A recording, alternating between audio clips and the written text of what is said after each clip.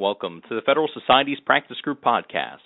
The following podcast, hosted by the Federal Society's Practice Groups, was recorded on Monday, October 28, 2019, during a live telephone conference call held exclusively for Federal Society members. Welcome to the Federal Society's telephone conference call. This afternoon's topic is entitled Impeachment and Presidential Powers. My name is Micah Wallen, and I am the Assistant Director of Practice Groups at the Federal Society. As always, please note that all expressions of opinion are those of the experts on today's call. Today, we are fortunate to have with us John Malcolm, who is the Vice President for the Institute for Constitutional Government, Director of the Meese Center for Legal and Judicial Studies, and Senior Legal Fellow at the Heritage Foundation. We also have Professor John Yoo, who is the Emanuel S. Heller Professor of Law at the University of California at Berkeley School of Law. After our speakers give their opening remarks, we will then go to audience Q&A. Thank you all for sharing with us today. Professor, the floor is yours. Hi, this is John Yoo coming to you from the state of nature in California, where law and order is broken down and no electricity seems to be found anywhere. If I have bad sound quality, I apologize. I'm sitting in a parking lot next to a Starbucks trying to use Wi-Fi that comes hopefully out into the parking lot. And I see thousands of students crowding around every hot spot to be found. So I thought what we would do is break up the discussion impeachment for now into three different topics, and then John and I will go back and forth in each one. First, the facts, then the process of the House investigation and any Senate trial, and then third, the substantive constitutional issues. And so in the first group, I would put the question of what exactly do we think has happened here with President Trump and Ukraine? What facts are we getting out of the investigation? There have been no real hearings. We've had the public has had access to. Second, then, in the second group, we'd put questions of the procedures that the House is using to investigate. And then the third would be, I think, the question of high crimes and misdemeanors. Is this kind of fact situation, even as it's developing, is this the kind of thing that the founders really intended impeachment to be for? So let's start with the first group of questions about the facts. So we're getting in almost, seems to me, daily leaks about this testimony and that testimony from this former State Department official or that former NSC official. But in short, the facts seem to be this. President Trump had a conversation with the president of Ukraine in May of this year. In that phone call, and we've all seen the transcript now that was released by the White House of that phone call, it appears that President Trump, in addition to congratulating the new president of Ukraine on his election, I don't want to mispronounce it, but I believe it's pronounced Volodymyr Zelensky. I'm sorry, and this phone call, by the way, is in April, not May. In April, he suggests, well, I would really like you to conduct an investigation into this company. This company is called Burisma. It's a Ukrainian natural gas company, and it has Hunter Biden on the board. And Hunter Biden is the son of Joe Biden and gets paid a substantial amount of money to be on the board of this company without any experience in the oil or gas business. Then it appears President Trump, and this is where the facts are still coming out, ordered a delay in the release of approximately $400 million to Ukraine in military aid, and according to the testimony we've been getting in the last week or two, seemed perhaps to instruct, we're still getting the details, instruct people in the State Department and Rudy Giuliani, who seems to be acting as a unpaid government official here, to suggest to the Ukrainians that no meeting between the new president and President Trump would occur until the Ukraine made a public announcement that it was conducting an investigation. At the same time, we've had accounts now from high-ranking government officials in the State Department and in the National Security Council that there was a lot of protest by John Bolton, Secretary of State Pompeo, and maybe others about what may or may not be called a quid pro quo. However, when career officials in the State Department asked if there were a quid pro quo and complained, the ambassador to NATO, at the time a political appointee, apparently told those officials that there was no quid pro quo. And that's where the facts are now. So let me turn to John and see what he thinks of these facts. What do we learn? What seems to be true? What's not? Is this really a quid pro quo? And is there anything wrong with a quid pro quo? So let me just make a couple of tweaks to the timeline I think you gave, which is I believe that the president – so Congress had approved $391 million in military assistance to the Ukraine. And the president, I believe, told Mick Mulvaney, who relayed this to the Office of Management and Budget, don't turn over these funds. And he expressed some concern about corruption in Ukraine. Ukraine has a long history of corruption. And in fact, when Vladimir Zelensky won, he ran on an anti-corruption campaign. And then this conversation takes place between President Trump, President Zelensky, I believe it was actually on July 25th. And the Ukrainians don't know, and they don't find out for some time afterwards, that these funds have been withheld. And in the middle of the conversation, President Trump says, look, I want you to do me a favor. And he makes reference to kind of two different investigatory matters. One of them is the probe that's being done by Bill Barr and John Durham into, interference with the 2016 election. And the other, he makes reference to Joe Biden and Hunter Biden. As John just said, Hunter Biden is on the board of Burisma Holdings, an energy company. There's no reason to believe that Hunter Biden has any experience in the energy field, and they are paying him a minimum of $50,000 a month for board service. The breakdown on those two things were that there was a rumor that the Ukrainians were involved in election interference in 2016, and that it was the Ukrainians, in fact, who may have hacked the DNC. There were even rumors that the server, which had never been turned over to the FBI, had been transported and was hiding somewhere in Ukraine, and there were rumors that the Ukrainians were interfering in the 2016 election, not to help Donald Trump, but to help Hillary Clinton. With respect to Burisma Holdings, this is just a fact. So Joe Biden has bragged about this on videotape, that he went over to Kiev after the Obama administration had approved, I think it was $1 billion in loan guarantees to the Ukrainian government. And he said, I'm wheels up on Air Force One or Air Force Two in 6 hours. You are not going to get that loan guarantee unless and until you fire your prosecutor general, a guy named Viktor Shokin. And that happened, and he brags about this. Viktor Shokin has said, although he's changed his stories at various times, that the reason that I was fired was because I was conducting an investigation of Burisma Holdings and the founder of that company, and Joe Biden didn't want me investigating that company because it was going to harm Hunter Biden. Joe Biden has said, I didn't know Hunter Biden was involved in this company. I was just doing this as an anti-corruption matter, and that this is all terrible. So that is kind of what's going on with those two investigations. It's also then known at some point afterwards, the Ukrainians found out that there was a hold placed on this military assistance. They raised objections to it. The president released the $391 million after being lobbied by, among others, Senator Ron Johnson of Wisconsin, Republican senator, and some of his military leaders, saying the Ukrainians really need this in order to fend off the Russians in the Crimea.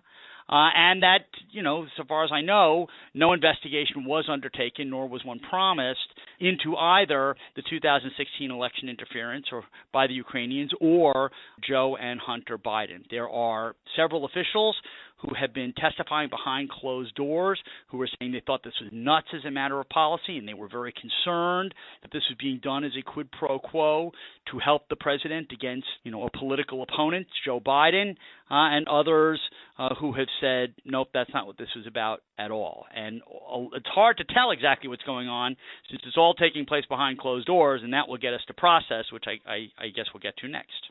Yes, it's a good segue because there are things which are unusual about this process. And one question people are arguing about all over the country, particularly in the Beltway, though, is whether these procedures are in some way unconstitutional or whether they are within the House's ambit, what procedures would be proper or not. So far, as John mentioned, all the details we really seem to be learning are from leaks because the questions are being conducted with the witnesses behind closed doors.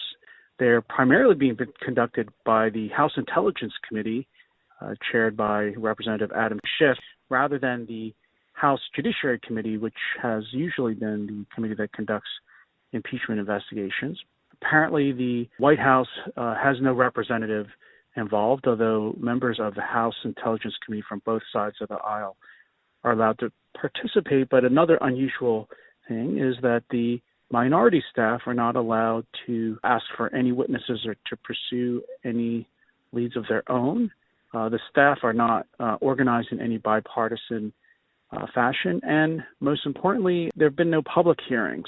So President Trump's White House counsel, Pat Cipollone, has sent a letter accusing the House of conducting an unconstitutional process because it denies President Trump constitutional due process in the investigation. And my take on this is twofold. One is I don't think that the Constitution requires the House to run its investigation in any particular way. This comes out of the Nixon versus United States case at the Supreme Court, which is not President Nixon, this is Judge Nixon.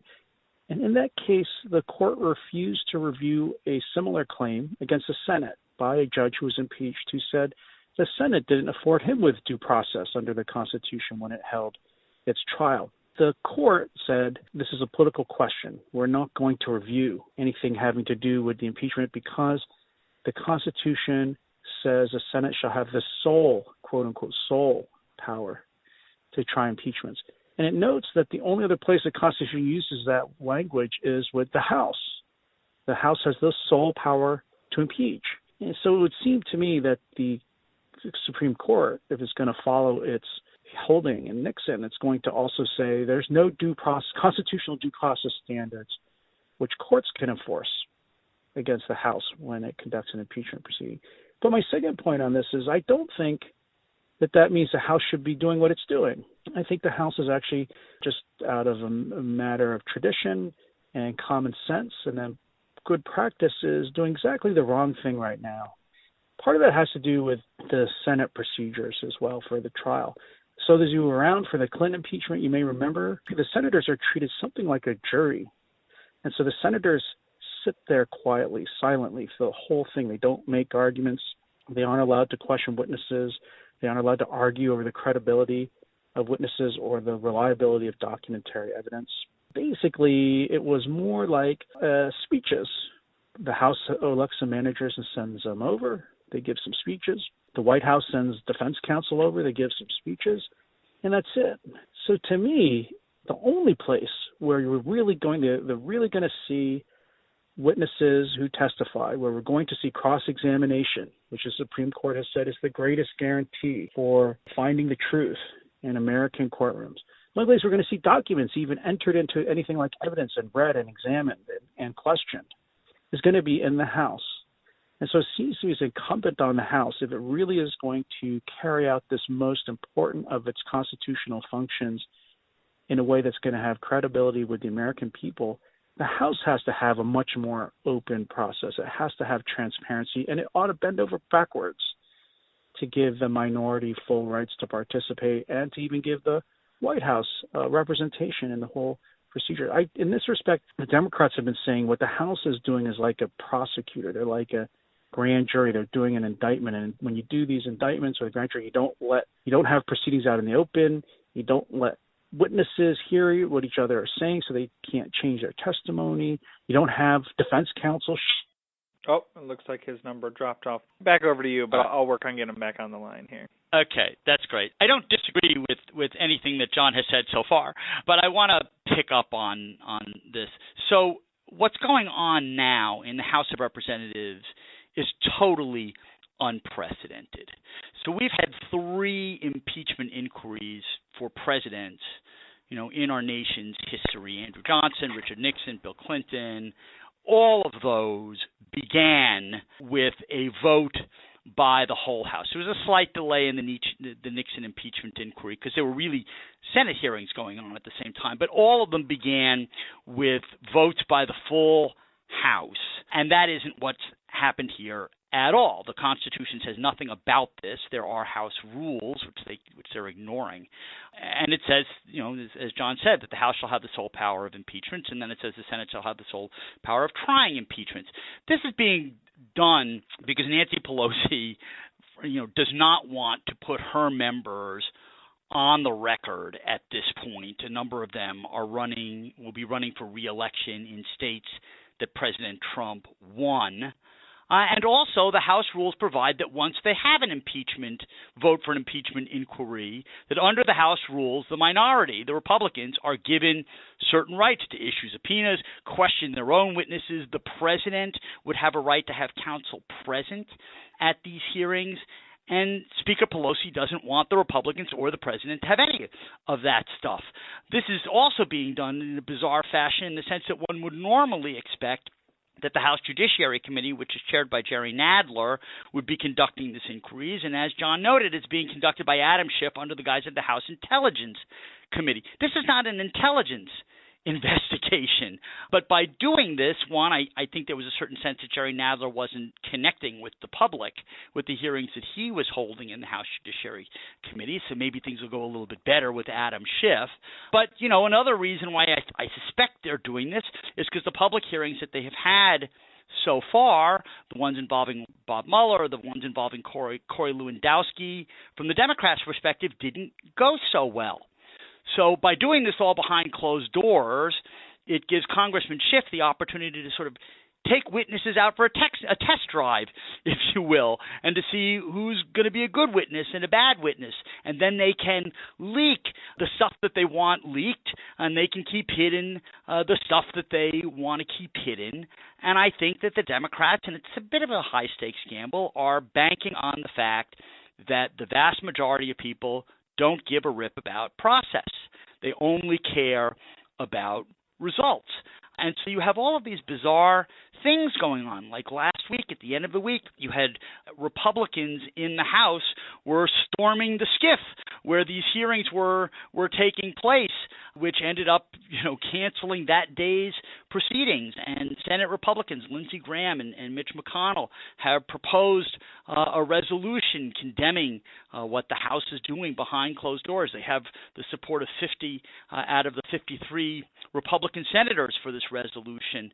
There's other things going on. For instance, there was a ruling last week by the Chief Judge of the District Court here in D.C., Beryl Howell, that said that the government is going to have to turn over to the House Democrats the redacted portions of the Mueller report and some of the underlying exhibits and testimony, and has said that de facto the House is conducting an impeachment inquiry, and that's why it's okay to turn this stuff over. I'm quite sure the Trump administration will appeal, and in this regard they might actually get some consideration by the D.C. Circuit because the House has not begun a formal impeachment inquiry because they haven't taken this vote.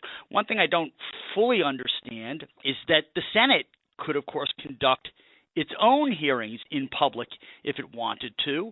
People may remember, North Carolina Senator Sam Ervin, I'm just a country lawyer, conducting, the Senate hearings into Watergate. That's where John Dean had his, explosive testimony about a cancer on the presidency, and then that's where we found out about the Nixon tapes.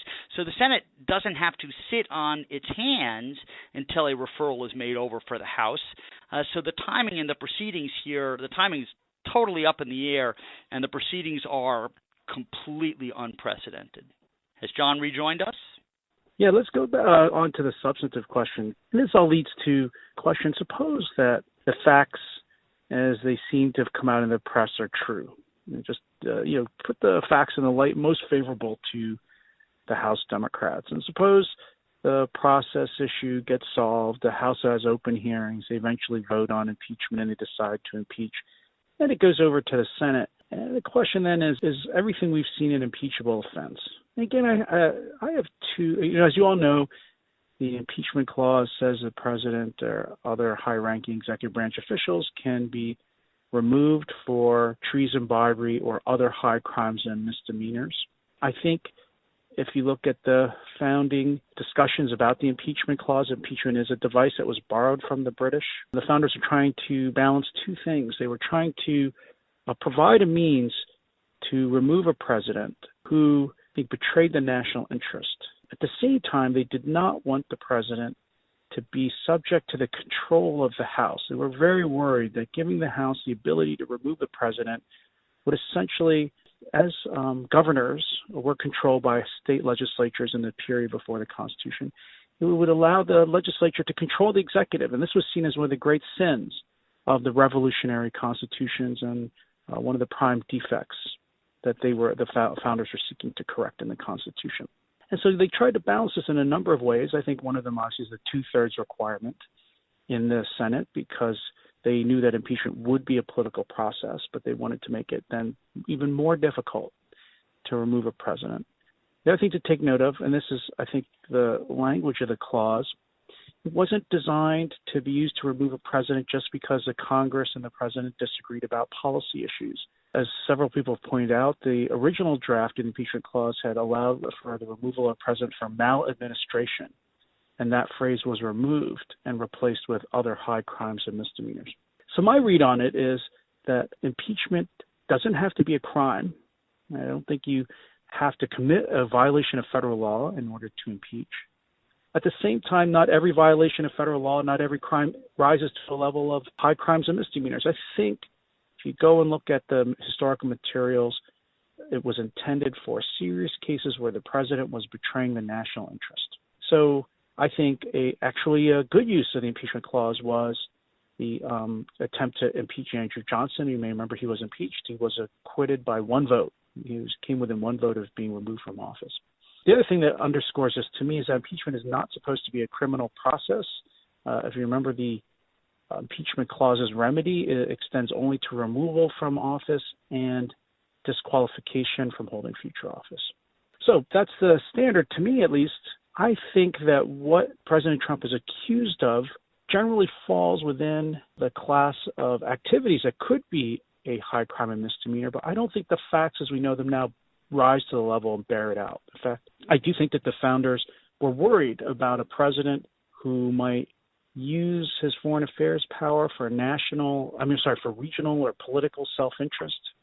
They had talked, for example, about impeachment being used in the case of Louis XIV bribing or paying off the British king not to send troops to the continent. They talked about using impeachment to remove a president who entered into a treaty, for example, that was just good for his personal or his state's interests, but not for the national interests. So I think a claim that a president had used his foreign affairs power to just benefit himself rather than the country is a viable claim for impeachment. But on this case, I don't see it in terms of the facts that this rises enough yet to the level of removing a president from office. And then the last thing I'll mention is I also think that the founders expected that election would be the primary means for the people to render judgment on the president. I think they would have thought impeachment is not really necessary or useful when we're coming within a year of an election, and that, yes, the House can get all the facts out, the Senate can get all the facts out, but if it's really a case where a president ought to be removed, then the American people have that opportunity in November, and that we don't need to go through the wrenching process of impeachment and removal. John? Yeah, so I agree with all of that. I mean, impeachment is a very sober affair. I mean, in addition to the fact that it's relatively easy to do and that you only need a majority of the House to file articles of impeachment, you do need a supermajority of 2/3, so 67 senators, to actually convict and remove somebody from office. It's particularly serious business for the president in that it's the only involvement of the judiciary applies to the president, which it says that if the president is going to be tried in the well of the Senate, that the Chief Justice has to preside over that trial. John's correct. At one point, they considered having maladministration of justice or of office in place as an impeachable offense. That was removed. It's limited to treason, bribery, other high crimes, and misdemeanors. Misdemeanors was understood at the time to mean a gross abuse of office. You would also think that, I think it's a justum generis, which is things in a list that when there's something unclear at the end, it's supposed to refer back and be of a kind with the other things in the list. So treason, bribery, other high crimes and misdemeanors. High crimes and misdemeanors must be of an ilk with treason and bribery, which are gross offenses against the nation that require immediate removal from office because of the danger that individual imposes. You can't wait until the next election. We don't have a parliamentary system, so we don't have no confidence votes. So you go to Europe, if you don't like a person or you don't like their policies anymore, you can have a no confidence vote and immediately remove them. We don't have that here. So John, and what's more, impeachment is treated differently in another way, in that the president has plenary pardon power, except for the Constitution makes clear that the president cannot pardon somebody who is facing impeachment. So that was meant to sort of wall off this process from excessive meddling, but not make it easy to do. John makes the very correct and cogent point that, we have an election coming up, so, why aren't we waiting for that process to take place? And my answer to that is, why are the Democrats doing this, is that they probably have two reasons. One, to go on offense, and the other to be on defense. So they can go on offense.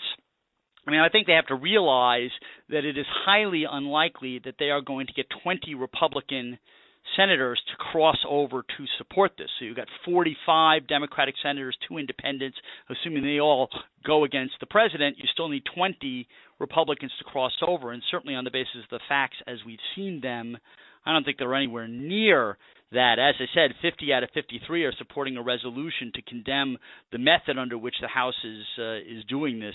So at the moment, with 3 exceptions, they appear to be standing relatively firmly behind the president. So why are they doing this? So one, I think they're going to go on offense to try to gin up their base and convince those people who are undecided that this is a really bad person who, if you can't remove him from office via the impeachment and removal process, you ought to not reelect him. And then I think that there is a defensive purpose for this, which is the Democrats know that in very short order, we are going to get a report from the Department of Justice's Inspector General, Michael Horowitz, about potential abuses of the FISA process in the beginnings of the investigation against the Trump campaign for alleged collusion with the Russians. And they also know that the Bill Barr John Durham probe, which has just now been converted into an active criminal investigation, that there are going to be reports and quite possibly charges that come out of that. And this is a bit of an attempt, in my opinion, to take the anticipated sting of those actions out.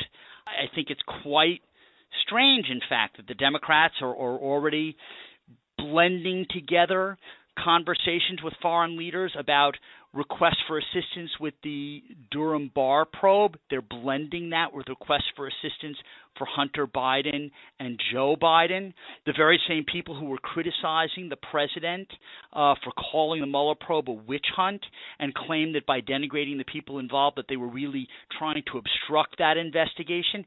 They're now doing exactly the same things about the Bill Barr John Durham probe, calling it a witch hunt and saying that the Bill Barr is the president's lapdog, and that this is a denigration of the justice system. So I think in part they're anticipating bad stuff that may be coming their way, and trying to tie it all together with other perfidies that they believe the president has committed. I just want to, before we turn to Q&A, also raise one broader question that worries me that I think John has briefly alluded to, which is we all should ask, and this is another reason why I think going to impeachment could be far more damaging than just waiting to the election, is the effect it will have on presidential power generally. As John mentioned, the key thing we're talking about here is not just the president's power of foreign affairs, but 2 things. One, the president's about to discuss things in confidence with foreign leaders, which you think of as just the very core of the foreign affairs power altogether.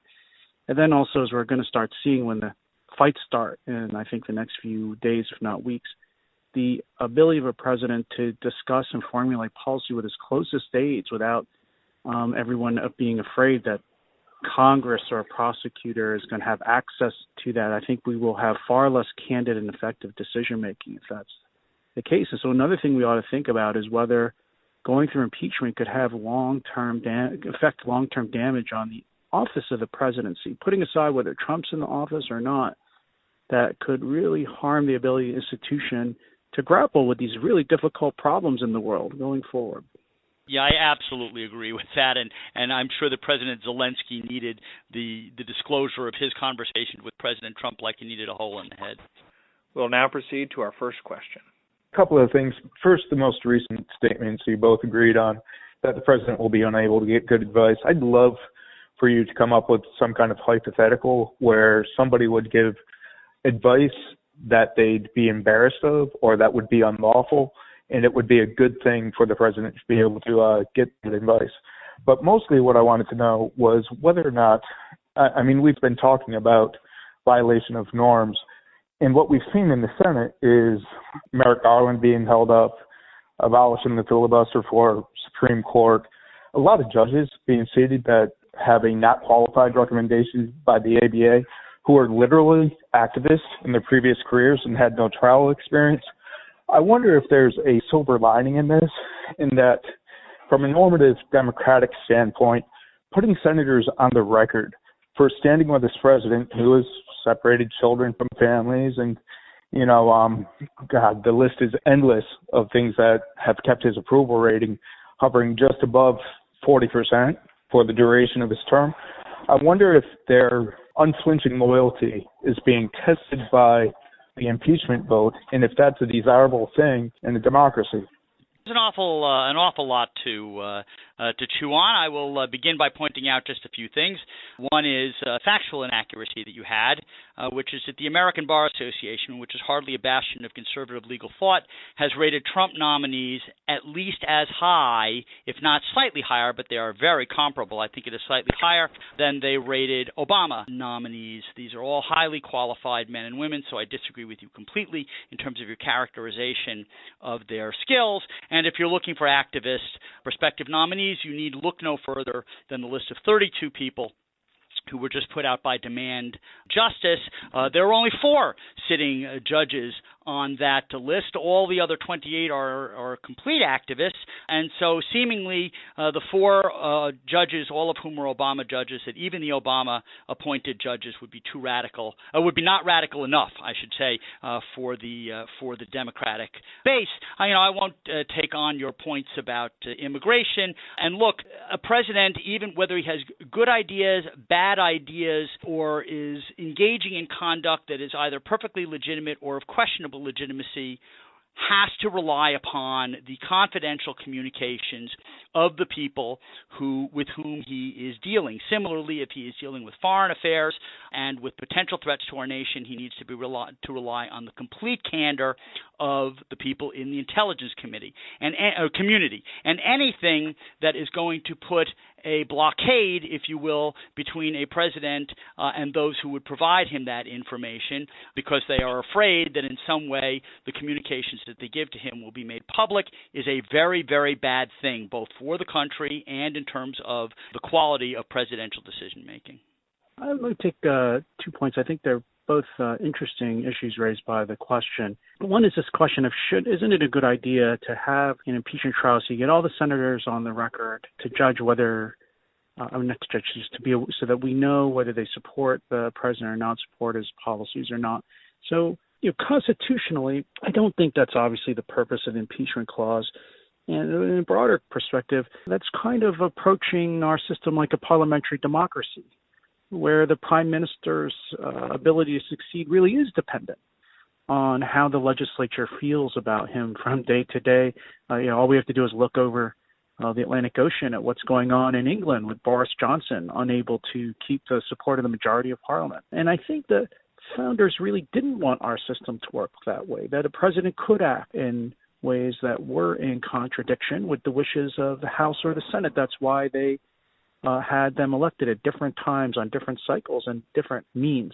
So I don't think we should use impeachment as a sort of jerry-rigged system to come up with a kind of parliamentary democracy. And also, you would think impeachment, the impeachment question, when the senators come to vote, they're not going to be, or they shouldn't be voting on their general agreement with Trump's policies, whether they agree with them on immigration or not. They have plenty of opportunity to do that when funding bills come up, for example, or when they try to override President Trump's views on whether to transfer money from military accounts to building a wall. Or if they were really cared to take a stand, they could try to pass legislation overruling what President Trump is doing.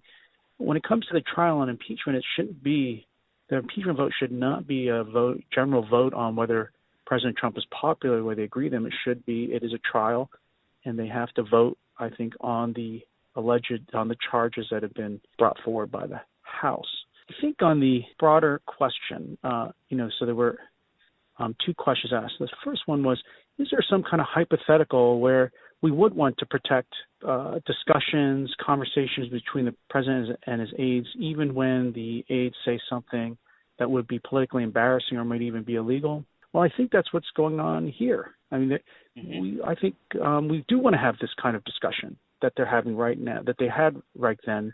And you had people say, John Bolton saying, oh, this is outrageous. There's, Giuliani's dropping a hand grenade on all of us. It's going to go off. You have other people, it seems, who are supporting the idea that you could withhold Ukrainian aid if there were more investigations conducted into Burisma or corruption was being fought.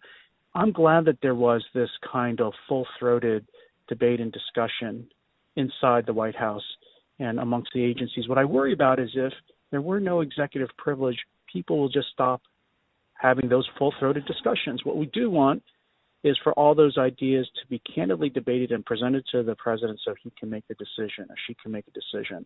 What I worry about is that if all this comes out into the open unnecessarily, and by the way, it is the president who's responsible, so the president's the one who should bear the ultimate responsibility for the decision, but we want him to get all of that advice. If you strip that confidentiality away, then you're going to have, I think, which would be typical, is you're going to have people just sort of stage managing their role in the cabinet or in the White House and not really presenting the president with the full scope of options.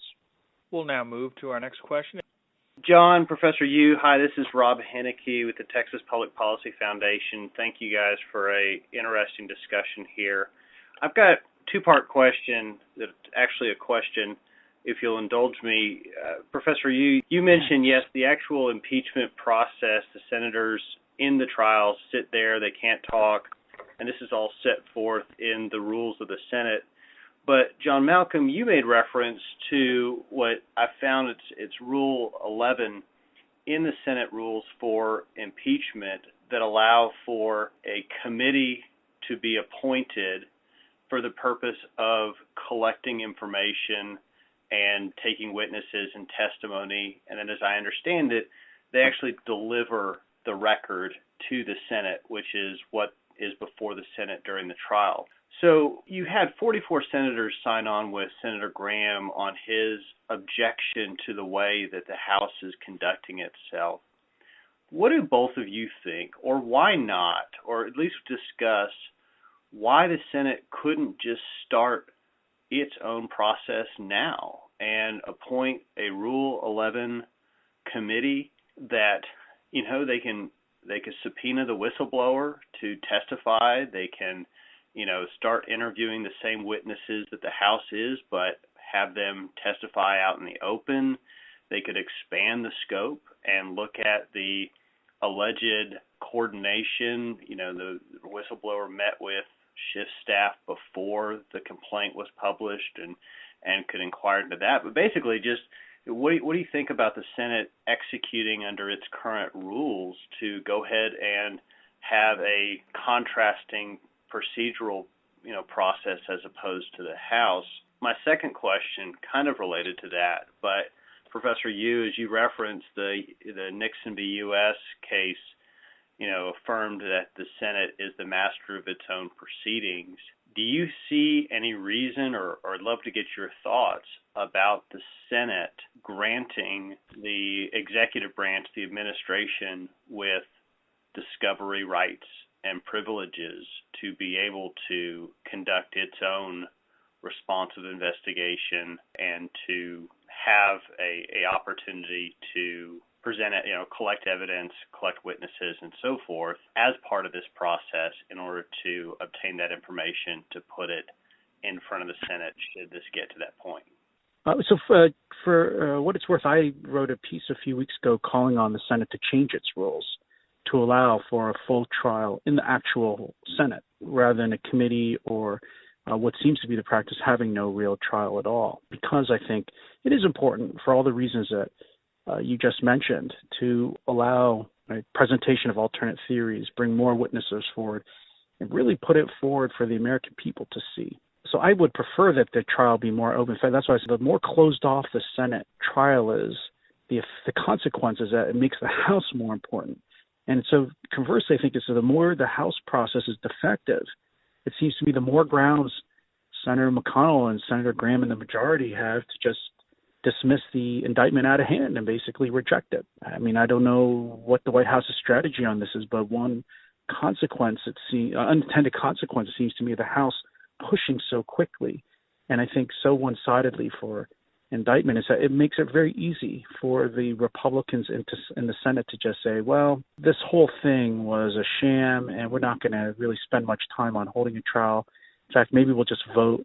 Although the rules don't really permit this, I don't see why they couldn't change it. We're just going to vote to sort of have a 12b6 kind of motion, and we're just going to dismiss the case without even having any proceedings, because on the face of the pleadings and the way they were generated, there's no case here. I think the House is almost, kicking the ball over to the Senate to allow it to do that by having such a defective process. In terms of why the Senate isn't going to put together its own committee, I think there's a sort of legal and a political reason. The legal reason is I read that Senator McConnell said that they will just go right to trial as soon as the House sends the indictment over. So I just assume that the House Senate Majority Leader has chosen not to take advantage of any provision in the rules to create the committee. This is discussed, as you said, in the Nixon case, to create a committee to conduct its own investigation. And then I could see the political reason for it, too. I think the Senate, it's interesting, the reason I think the Senate has never changed these rules. I mean, they could have changed them during the Nixon and certainly for the Clinton trials.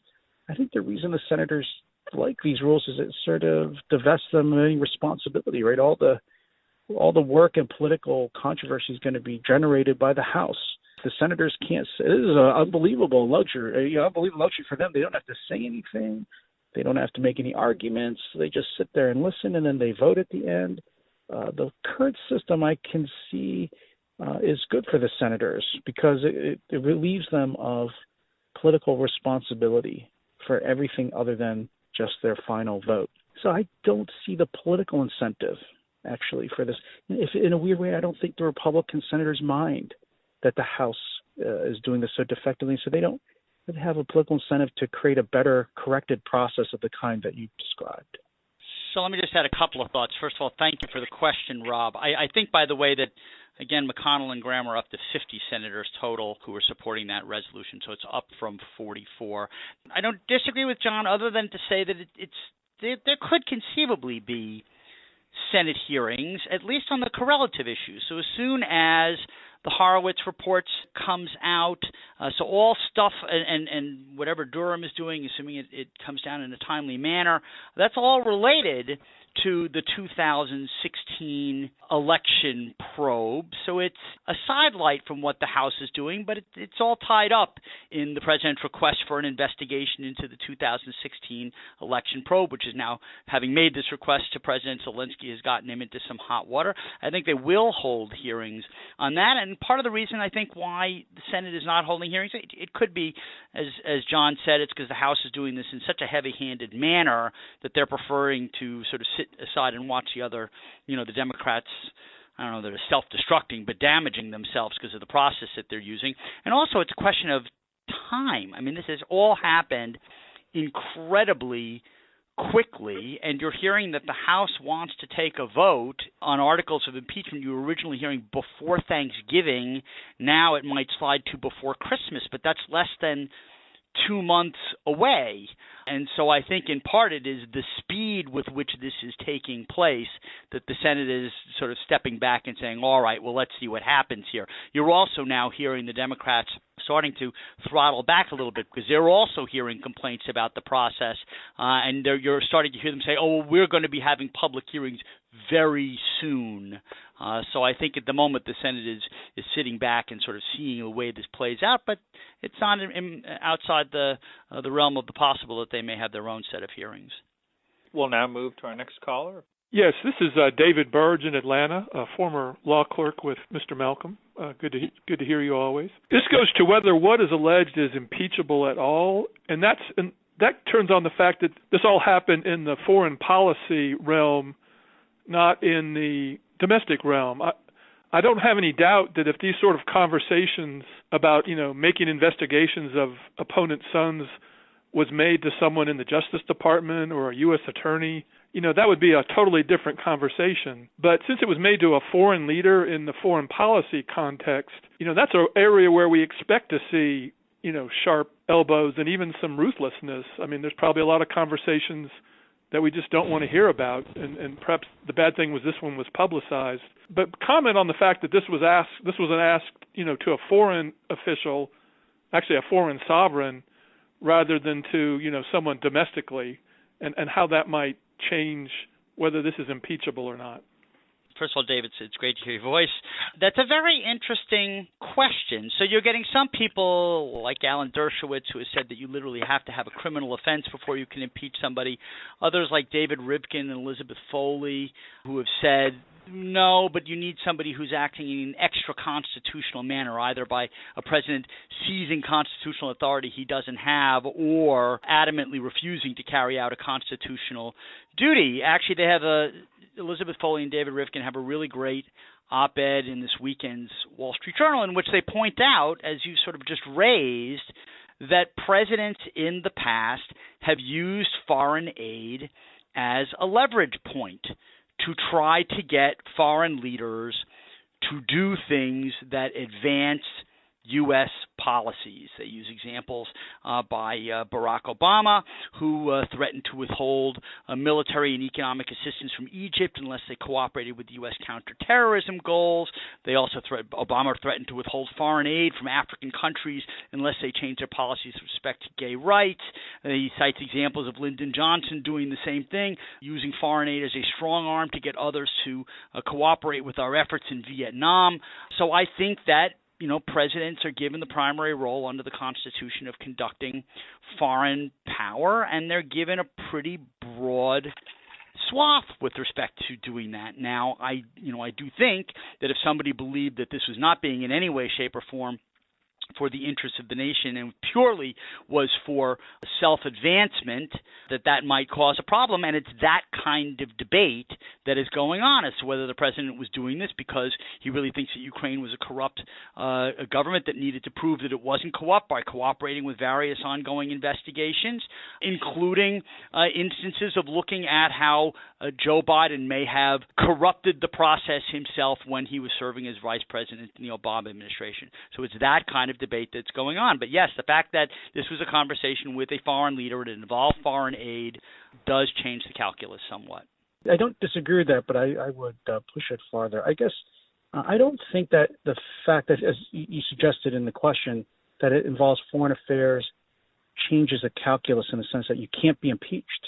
In fact, the thing that struck me when looking at the framers' debates about impeachment is that they usually use as examples things involving foreign policy as possible impeachment offenses. So again, I mentioned Louis XIV paying Charles I, not to get involved in his wars on the continent, or they actually mentioned this suggested treaty called the J. Gardoki Treaty that had been proposed during the Revolutionary period that the Continental Congress had rejected as actually potentially impeachable, although I thought that was pushing it too far. So it's not that foreign affairs is kind of somehow exempt from the reach of the impeachment clause. In fact, they kind of had that as the thing they were most worried about. I agree with John in this respect, and I would put his point maybe differently, which is when foreign affairs are involved, it's difficult to disentangle when what presidents are doing are for the national interest, perhaps from their own personal interest. So I think the thing that's different about this case than the examples that Rivkin and Foley give or that other people have been giving is that the examples that Rivkin and Foley give and that other people give are areas where, of course, it's okay to use foreign aid to pressure other countries to do what we want. I don't think anyone's disputing that, or they shouldn't be.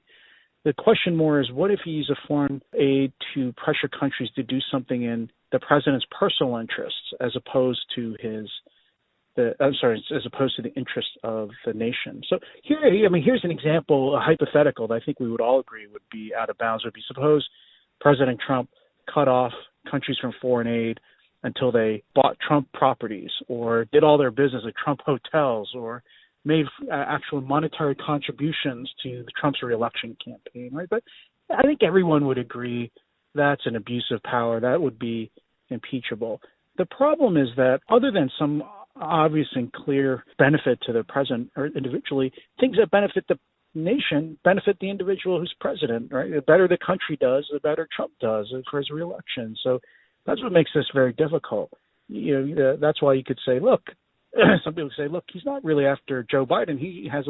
Trump has a legitimate interest in making sure there's less corruption in countries where we're giving hundreds of millions of dollars of foreign aid. That's undoubtedly correct. And I also think the president's entitled to say, I could hold up your aid or cut it off or whatever in order to get Ukraine to change its policies in line with what the United States wants. It's hard to disentangle that with things which happen to be a benefit to Trump personally. Yeah, so I think the better answer is let the American people decide at the election, because it's not such an obvious and clear case of impeachment of the kinds we're thinking about. We'll now move to our next question. Hi, my name is Jim Hunter from Los Angeles, and I'm wondering, why isn't it the Senate can't do more now as opposed to simply send a letter saying that they object to the procedure?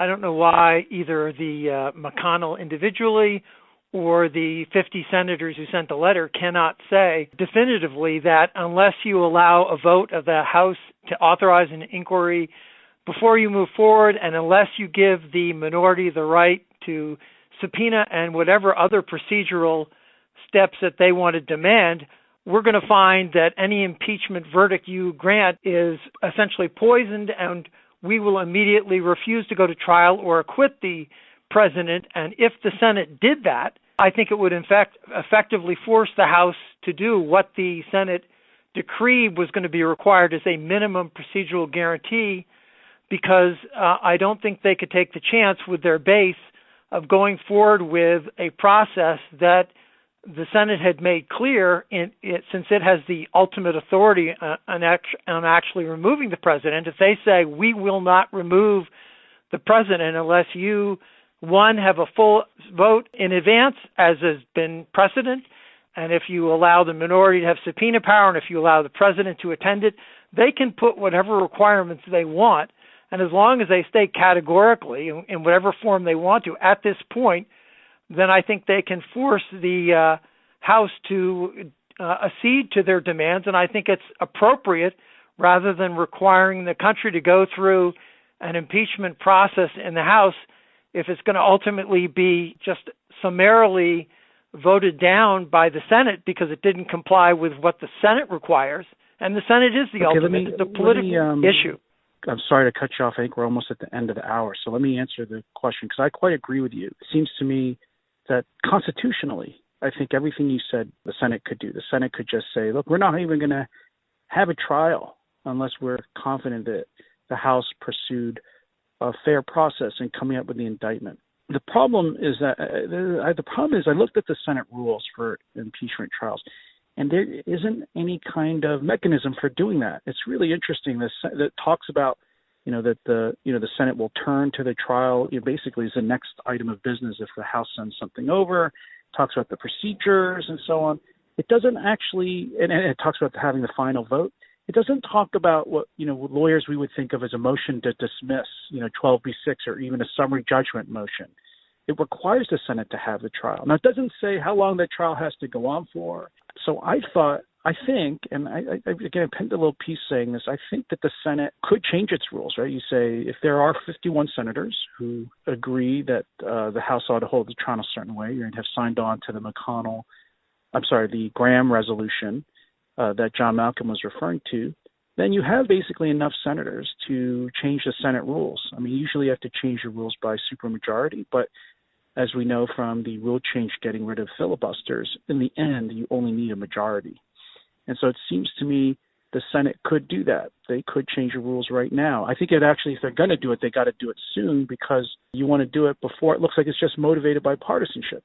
And so the way to do that, I agree, is have the Senate change the Senate rules and provide for a process that would allow for dismissal, essentially, of the complaint from the House right away without having a trial if, people believe that even agreeing with the facts, there's no impeachable offense, or you believe that the House conducted the investigation in an unfair manner. So I agree with John that the Senate could do that, and now I'll offer why I think they are not doing that. I think they are not doing that because they feel very comfortable saying that the process that the House Democrats are using is a sham, but they are not comfortable getting out too far in front of the facts as they develop. And if you were to say, if you don't follow this process, we're going to acquit no matter what those facts are, you are blending the two. And I think that there may be a little nervous, perhaps with some justification, about what facts might still come out. And if they take that move and the facts turn against the president in unanticipated ways, I think they're afraid that they may pay a price for having laid that stake in the ground too early. That's a guess on my part, but that's my guess. And that concludes our time for this afternoon. On behalf of the Federalist Society, I'd like to thank both of our experts for the benefit of their valuable time and expertise today. We welcome listener feedback by email at info@fedsoc.org. Thank you all for joining us. We are adjourned. Thank you for listening. We hope you enjoyed this practice group podcast. For materials related to this podcast and other Federalist Society multimedia, please visit the Federalist Society's website at fedsoc.org/multimedia.